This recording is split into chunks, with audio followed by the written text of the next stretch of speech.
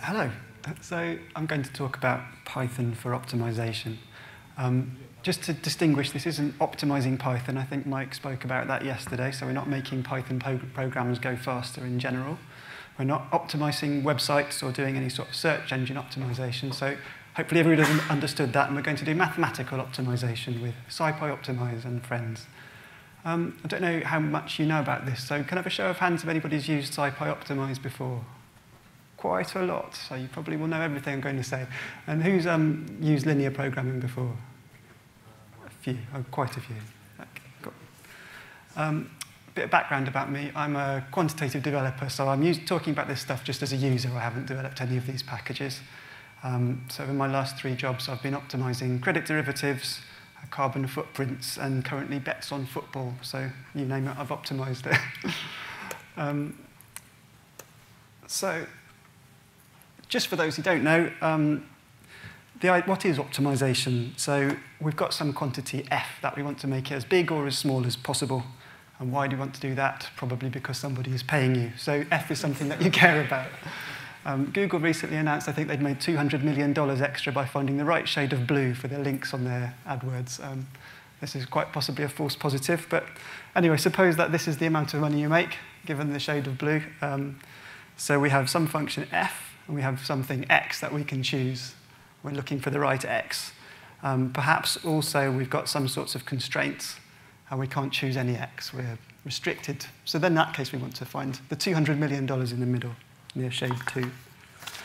Also, quite possibly, we're not dealing with just one variable, but a multivariable problem where we've got lots of things to choose all at once.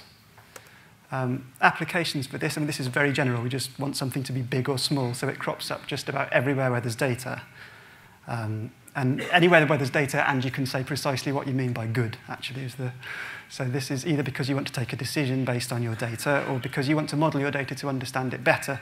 And as soon as you have a model, you need to fit it, and you want to optimize some measure of fit. The only time it's not going to be useful is if you're doing something like descriptive statistics, or you're trying to find trade-offs. You don't really know what you want to do with it yet. But as soon as you can be precise, you can optimize. Why is Python nice for this? So I've used Java and R. And Python is the nicest ecosystem I've found for this stuff so far, for the reasons I'm sure you will understand. It's the end-to-end nature of it. So it starts off with the really nice high-level exploratory tools. So the IPython notebook and matplotlib and the other nice plotting libraries. This is nice because optimization is inherently so geometric. So quite often, if you get the right picture, you can get a nice diagnostic and understand why your optimization is working or failing. Python is also nice as a high-level modeling language to express our problems, a lot nicer than trying to make sparse matrices stick together by hand and pass it into your C solver. What I particularly like is the fact that you can often get a natural representation that looks a lot like the mathematical problem you were trying to solve in the first place. It looks a lot like your equations from your likelihoods. Python also comes with batteries included, so we've got all the stuff in scipy.optimize, and if we go a bit further, there's stuff in stats models. And even the third-party solvers, the commercial solvers like Gurobi and Cplex tend to offer Python bindings as well now. And finally, optimization can be numerically and computationally demanding. So then it's nice when we have Cython, because we can use that to bind other C libraries or to just get higher performance code generally to use in the inner loop. So in the rest of the talk, I'm going to just have a quick survey over different kinds of optimization, a spectrum from numerical to symbolic, talk about structure in our objective functions, and then we're going to look at scipy.optimize, which is actually a whole raft of different solvers all stuck together, and look at briefly when you'd use one rather than another. Look at Python as a modeling language to build up problems for an external solver, like a linear programming solver or a convex solver. And lastly, we're going to look at Sympy and how that can help you cheat with derivatives. Right, so here's some data. It's completely random. And here is an optimizer I wrote myself in Python, np.argmin. So this does the job, and it finds me the value of x. That makes f the smallest. But of course, this is just pure brute force method, and it has to evaluate f at all 1,000 points. So can we do better with scipy.optimize? No, of course we can't, because this data is all independent. So just knowing the value of f at 1 point x doesn't tell me anything about the value of the function nearby. So it's clear that if we want to get some clever speedups, if we want to optimize things efficiently, we can't just do this to any data any more than we can compress random data. We actually need to exploit structure that's in the problem already. So here's the other extreme. This data has a lot of structure. It's completely linear. But in fact, all we really need to know about it for this purpose of optimizing is that it's monotonically increasing. So as x goes up, then f goes up. So if I want to make f small, I just make x small, and I can find my optimum in the corner here. Why is this important? Well, if I want to write an optimizer for this, I don't actually need to evaluate it at all. All I need to do is be told in advance that the data is increasing. And lots of problems have some sort of structure like this. For instance, here's some quadratic data. It's not as easy as the last one. I don't just have to go as far down my x as possible. But if I know something about the structure of quadratic functions, I can tell that this one is definitely going to have a minimum at x is 400, and I don't have to go and evaluate and numerically crunch through this to do this. I can, if I want, numerically crunch through all this to solve it. That's a perfectly fine way of doing it if I'm not in a hurry and I don't mind an approximate answer and I don't want to think. So the interesting thing is that real problems are always somewhere in between these extremes of completely random and completely structured. If there's no structure, we can't optimize. So we're always trying to exploit what structure there is and find a nice way to express it. In the ideal case, we'd be able to do everything symbolically and we get exact answers instantly. Of course, you can't often do that in practice. Perhaps you don't know what your objective function is. Perhaps it's given to you in some black box or as something that you're measuring in a noisy way from the environment. But this is basically your job as a quant, is to try and understand what your problem is and then do a sort of meta-optimization between different solvers and try and find the one that's most appropriate. So let's have a look through what the general purpose optimizers in scipy.optimize do for this sort of problem. Here's how you call them in general. I've got a function. It's x of x minus 4 all squared, which is like an upside-down Gaussian function, and I want to minimize that. So basic call is just scipy.optimize minimize, as I'm sure many of you have used already.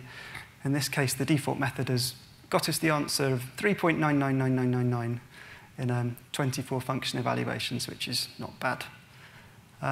So it doesn't seem like there's much to it, and there's not much to say in a talk like this. But if you look under the hood, there's at least 11 different methods that you could have asked for in scipy.optimize. And the question is, what on earth are these lot all for, and what am I going to do with them? They all have different strengths and weaknesses. So the one we just used then was BFGS, which makes use of derivatives. It doesn't know anything about the global shape of the problem. It can't handle constraints, and so on. So if you want to pick through these, you really need to understand and be able to characterize your problem. So problems can vary in size. So it could be a low-dimensional, just a single variable problem, or have lots of dimensions like this two-dimensional one, or possibly millions of dimensions. They can be variously smooth. So this is about how they behave locally. Can I get as many derivatives as I like at any point? Or are there certain places where it doesn't have a well-defined slope? Or is it a complete disaster where no point, well, there's jumps all over the place and I can't really tell much about the neighbors from seeing each point? And the other really important thing is the global shape of the problem. So not just about how it behaves locally, but what's the structure of the minima overall. Is it linear, where it doesn't really have a minimum, it just carries on going down? Or is there one well-defined minimum, like I have a convex problem? Or have I got some nightmare like this egg box function, which has got local minima all over the place, and if I just go downhill, I'll get to some bottom, but I won't know whether it's the global optimum I'm looking for or not. So just to get a flavor of what these different functions are doing inside Sympy, here's the Nelder-Mead optimizer. So where is it on the chart? No derivatives. It's not trying to be globally optimal. It doesn't handle constraints. And if we have a look at an animation of what this thing's doing, it's evaluating my function on 3 points. It's called a simplex method. So a simplex in 2 dimensions is just a triangle. So it evaluates on 3 points, and then it decides, given some heuristics, should it flip 1 point and reflect it through the others, or should it stretch the triangle or shrink the triangle? And these rules are cunningly constructed so that over time it converges to an optimum. Which one it gets is obviously going to depend where you initialize it. It doesn't know anything about the ones over here. But it does the job nicely, and it makes quite few assumptions. It doesn't require me to try and differentiate anything. Simulated annealing. So I ran this on the same bump function, and it's taken 251 evaluations, and it's not very close to the answer. It has 2.6. So it seems on the surface like it's a bit rubbish. Why would you ever use it? But it's trying to solve a much harder problem, which is trying to find the global optimum out of the whole domain. It's based on a physical analogy where glass is cooling down. So you have this temperature parameter. So we start at some point, and we are allowed to jump to nearby points. And when the temperature's hot, we're really insensitive about the shape of the function locally. So we can jump around a lot. You can see in the animation. When the temperature's high, it's jumping around all over the place. The idea is that will hopefully find us which of the basins is the deepest and likely to have the global optimum in it. And then over time, we cool down, and we get less and less keen to jump out of the basins. And in this case, it manages to find some global maximum. So those two make quite few assumptions about the shape of the objective function. Here's one, Newton's method, which is really important. This one is a lot stricter about the assumptions it makes. So it's using the derivatives at every point. So here in SciPy, I actually had to think and work out the derivative of this function f and pass that in. It doesn't work without it. But once I've given that in, it's managed to get the answer in 7 iterations, which is by far the quickest one we've had so far. It's doing something a bit like this. This is actually showing Newton's method for root finding rather than minimization. But the idea is if you know the slope of your function at each point, you can pretend it's linear and work out where it's going to cross 0, and that gives you if your function's smooth and well-behaved enough, that's a really good guess. That helps you to converge really quickly to the right answer. For minimization, you're approximating the function by a quadratic and trying to jump to where the minimum of that would be. Yeah. So those are just general purpose solvers, and they'll do for small problems, and they're worth a try, and not very difficult to experiment with. But if you want to go really fast, or if you've got really large-scale problems, you're going to need to use something more specialized. And a really important special class of optimization problems is linear programming. So this is the case where my objective function is just linear, and the constraints are linear. So you might think that linear objective can't be very complicated. We've already seen that it's really obvious immediately which way to go to minimize this. So linear programming is really all about the constraints more than the objective function. So there's a nice package in Python called Pulp. I can't remember what the U stands for, but it's Python for linear programming. This is nice. So it gives us, for one thing, it abstracts away what the solver is at the back end. So it lets us use different open source solvers like GLPK or CoinOR to actually solve our linear problem. It can also use commercial ones like Gurobi, which do tend to be a lot faster if you want to shell out for it, or if you've got an academic license that you can use. But the nice thing is that you can just use the same code, test on your open source one, and then move to something faster for production if you want. So you can install Pulp just from pip. If you install that, then you can now play with Python objects that represent things you're trying to optimize. So here's a little toy problem. I'm trying to minimize 3x minus y with x and y in some bounds here between minus 10 and 10. And of course, that's very quick.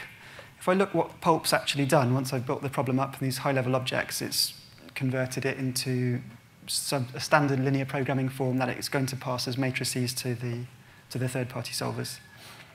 And of course, if you just make x as small as possible and y as big as possible, solves you this particular problem. If I can show some pictures I made of what it's actually doing.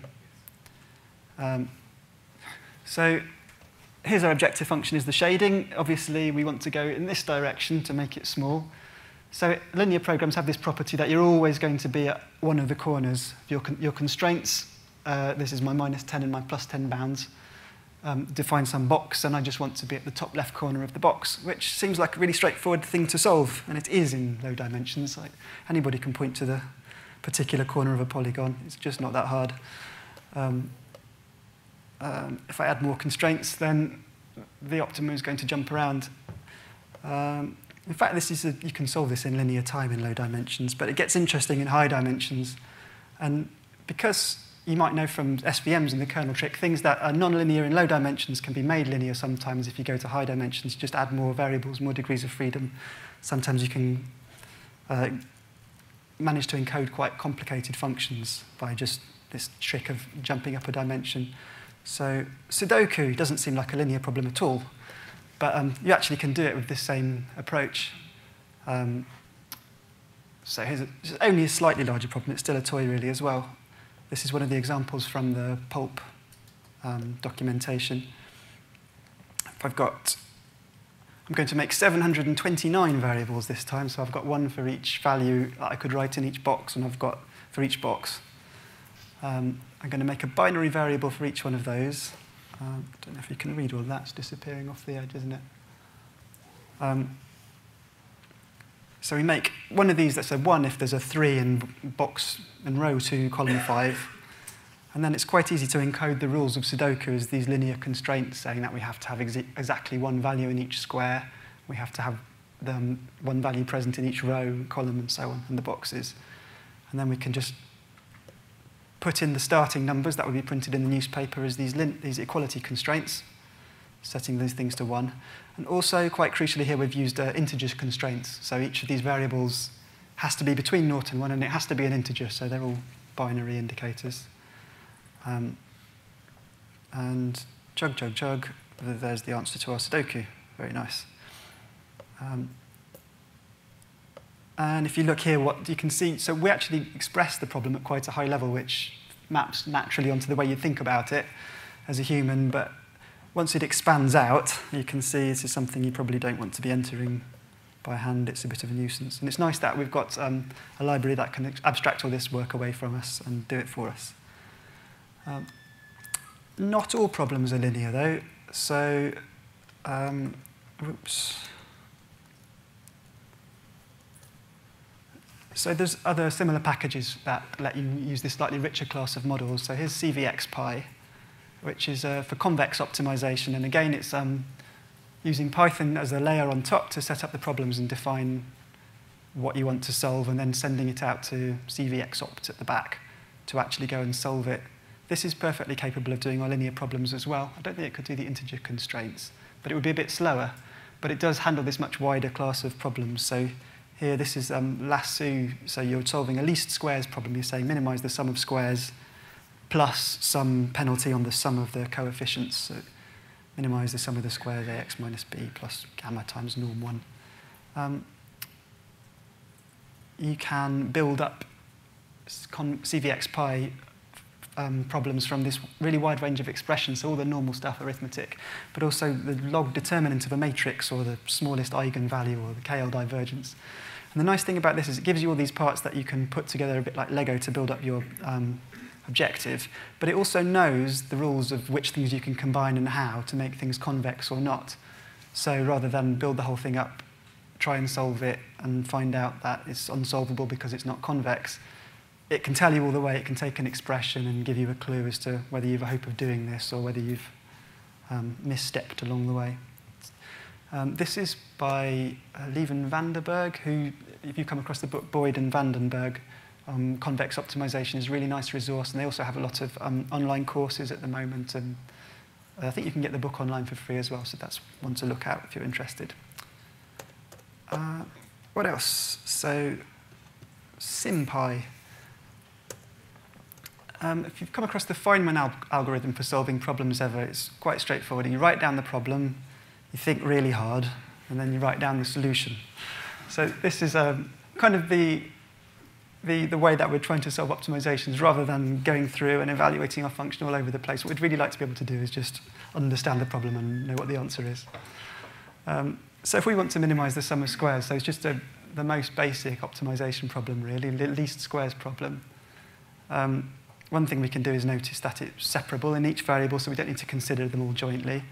And then we just need to remember a tiny bit of A-level maths.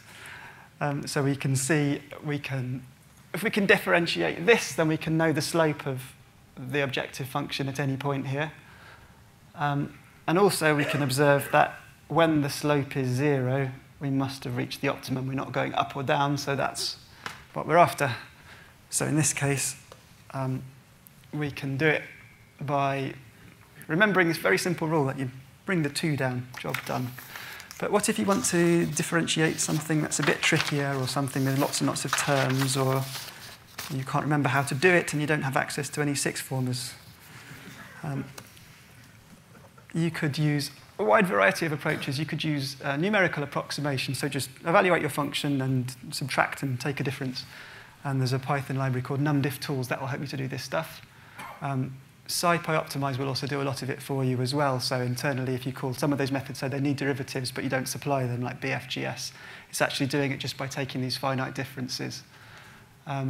That's one approach. It can be a little bit inaccurate sometimes and quite labor-intensive as well, lots of extra function evaluations. Another approach is automatic differentiation. I don't really know of a good way of doing this in Python, actually. So some other libraries, so stan from MC, or there's some C++ stuff, ADMB, and there's some stuff in Julia to do this. But rather than have to either understand your program symbolically or by just taking numerical differences, you actually augment the numbers that you're carrying through and augment your arithmetic operations so that the derivatives pop out at the end. But I don't know how to do that in Python. So the other approach is pencil and paper, or if you're feeling really lazy, you can use Sympy, which is a great discovery for this sort of thing. So here's another example. I've got some data. It's normally distributed. I've got 1,000 data points from that. And I want to infer my mean and my standard deviation parameters from that data. So this is kind of easy. So I've expressed the likelihood of the log likelihood of my data with a Sympy function, and this is what it looks like. So this is the log likelihood, and with the mean varying at the bottom and the standard deviation from bottom to top. So the optimum is going to be in there, which isn't surprising as that's the way I generated the data. If I do it with scipy minimize, I'm just going to try and do it with BFGS, and kind of does okay. It seems a bit plaintive. It's not totally sure about its desired error. This is a point with scipy.optimize, actually, is that you should always check these warning messages that you get back. Quite possibly, it says success equals false here. I think it's actually managed to solve the problem correctly. But so here's the data mean and standard deviation. So this is actually the mean. Oh, it's a little bit off of the standard deviation, possibly because this is a bit flat around the optimum. It hasn't necessarily managed to pick it up. So numerical optimization is not always the best way to handle this sort of thing. Sympy to the rescue. So how many people have used Sympy before? Good handful here. So it's a bit like Wolfram Alpha or Mathematica or something like that you can type in expressions and get it to do your algebra for you. I really like using it in the IPython notebook because it knows how to speak LaTeX, and this knows MathJack, so it all just looks really beautiful. So when you're stuck and you're puzzling away, at least you have the consolation of really pretty maths to look at. So general approach is copy the likelihood off Wikipedia. Here it is for Gaussian distribution. And it's done something a bit odd with the root 2's, but otherwise it has this nice property that it looks the same as the thing you're trying to, as the paper you're reading or the article you're looking at. I find it easier to read than this kind of code. So I have my likelihood. I want to take the log of it. That's easy. I just take the log of it. It just says log. But then I can actually get it to simplify this and split it up for me as well with a little bit of coaxing. If I want to take derivatives, then that's now really easy. Hooray. So I can just say differentiate log likelihood with respect to mu. Here's my expression. Didn't have to do any thinking. Same thing for sigma. So now I've got this variable. I can code this up if I want into scipy.optimize and plug it into BFGS. Or I can carry on here. I can also get second derivatives, which is nice, because quite often it's easy to get the first derivatives, and then you suddenly realize once you've got lots of parameters interacting that you're going to have to do this for a whole great big matrix, and it gets a little bit error-prone when you have a lot of terms. So it's nice to have something else to do it for you. You get very lazy. So I've got my first and second derivatives of this problem here, which are exactly what I need to use Newton's method. I can go even further still and get it to give me the actual answer and not have to optimize it. So it says, given one data point, if you want to know the maximum likelihood mean, it's just the value of x. Thank you. Didn't need to optimize to find that out. The same for the standard deviation. So that's very nice. But the thing that's even nicer is suppose we weren't able to get our closed form answers here, but we actually wanted to plug this into a numerical optimization to help speed things up, is that it can help us with that as well. So I can say, lambdify this expression. So this is my second derivative of the likelihood with respect to sigma. I can ask Sympy to wrap this up for me, and it's going to plug in numpy functions or math.h, and I get back a Python function here that evaluates it for me numerically. Now, that really is something I can take and plug straight into my optimizer. If I time it, then it's quite fast. It takes 1.6 microseconds to do that. But what if that's not fast enough, and I want to go faster still? Sympy actually knows how to write C. I'm going to be out of a job soon at this rate. I can ask it, give me the C code for this expression that you've numerically differentiated for me, and in fact, it won't just give me the line, it will give me all the header files and a project and everything. What if I'm too lazy to even take that and go and build my Python extension? This is even better. Auto-wrap. Go away, auto-wrap this expression for me, compile it into something in Fortran, import it into my Python, and give me back a function. And here we go, and it's done it for me very quickly. And now it only takes 214 nanoseconds to evaluate. So we're really winning here. When I was playing with this earlier, I thought I'd try it out for the log PDF that we had in the first place as well, so just the log likelihood of a Gaussian. And it's able to do that. And for comparison, I just compared that against the one in scipy stats distributions. Yep, same answer down to 12 decimal places or whatever. But look, it's actually a lot faster. 197 nanoseconds to evaluate, and it takes scipy stats distributions 86 microseconds. So I don't know what they're doing. We can replace the whole of scipy with just Sympy running on its own, I think.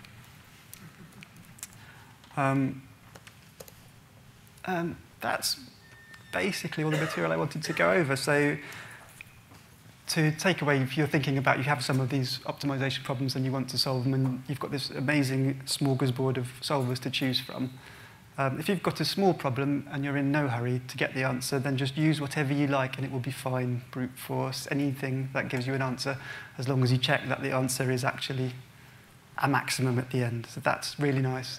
There's not a lot of point in spending hours and hours agonizing over it.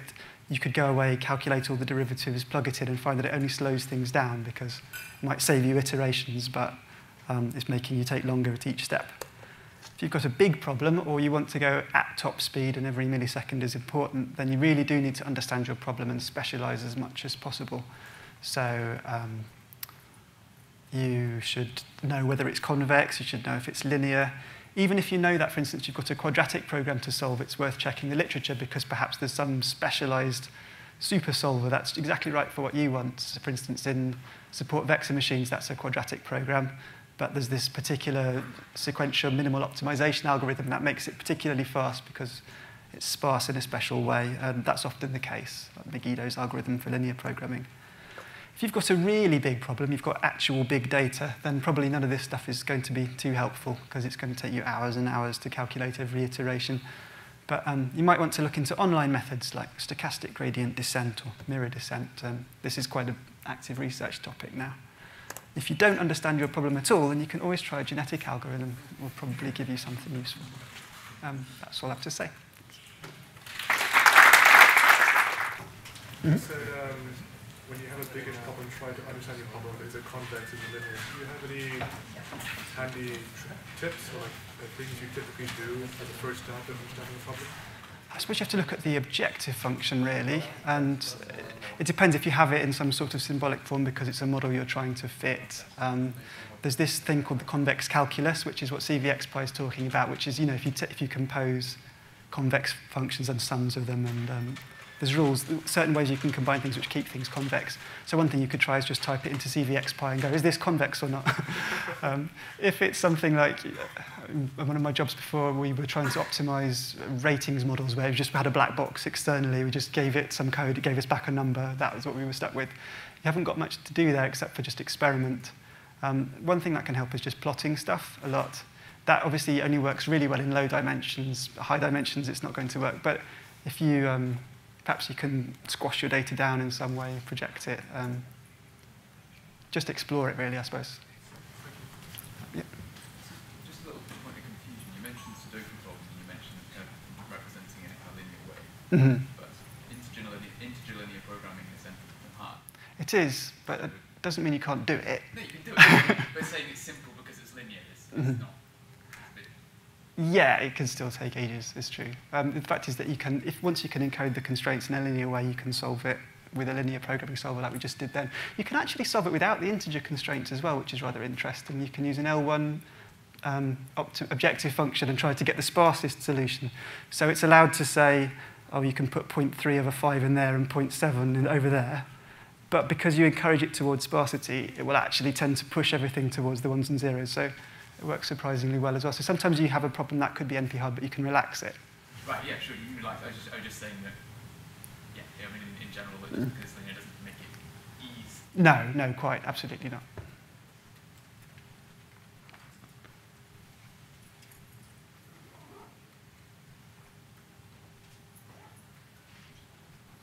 Oh, yeah. A quick question about the Sudoku solver. I guess it might be a silly question. You said there was like a binary flag for each cell. Mm-hmm. And each cell could take a range of values 1 to 9.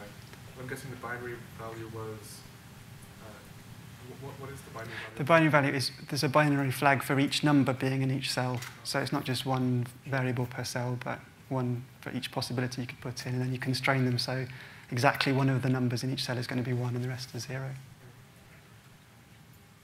Mm-hmm. You mentioned football bets. Oh, yeah. Which algorithm would be more suited for something which has odds? I guess I use them all for that, really. Anything that works. There's a lot of questions you can ask about football bets. So. Oh, yeah. So, are you familiar with Cooper or PyOmo? It's objective modeling language based in Python. And what it does is connect your model with different solvers. With free solvers and Groovy and this kind of stuff. Are you familiar with it? I haven't used that one, but I think it's a bit like Pulp, isn't it? Or one of these other ones. There's other. The US government. It's a domain topic, so it's. Okay. I will give you details. Yeah, I think there's OpenOpt as well. There's quite lots of other packages I haven't touched on. These are the ones I've got some experience with. Yeah. Hello? What would you say Sympy is? Like if you do some kind of automatic optimization and then you get it to generate some code and then you auto-wrap it. What is the probability that you've introduced a bug somewhere and either you have to do a lot of debugging or it fails silently and just gives you a null answer? Good question. I have not tested that stuff out. There's certainly the things I've tried it on, it's right. It's quite likely to blow up and just not come back when you ask it to differentiate something complicated. And I think there's things that Mathematica or something could handle that Sympy can't. But generally, it will just either work or not work, I think. Sometimes the C is not particularly optimal either. It will have obvious redundancies in it or make too many calls to exp, and you can tune it further. But certainly, it's a good start, easier than doing it yourself.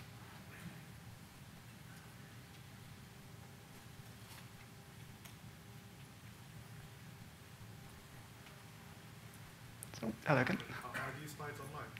No, but I could put them online if you like. Especially the IPython notebooks. Sure, I can do that, yeah. So it's possibly a question for speculation rather than actually knowing the answer, but it's interesting to note that lots of other languages have automatic differentiation and Python doesn't. And I just wonder if that's maybe because no one's quite got round to writing a library to do it, or whether other languages are better suited to automatic differentiation. I think we don't have operator overloading in Python. I think that's one of the things that makes it tricky. It's easier to do in C++ or a language like Julia where you've got macros, but basically you need plus to do something slightly different, or you'd incur a lot of overhead from chucking objects around. I think that's what's going on with Python. Yep. PyData.optimize, apparently there is a library which tries to do automated differentiation. Okay, yeah. I can't comment on whether it works or No. not, but it exists. I think, yeah, there may be approaches. I just haven't seen anything mature yet. I mean,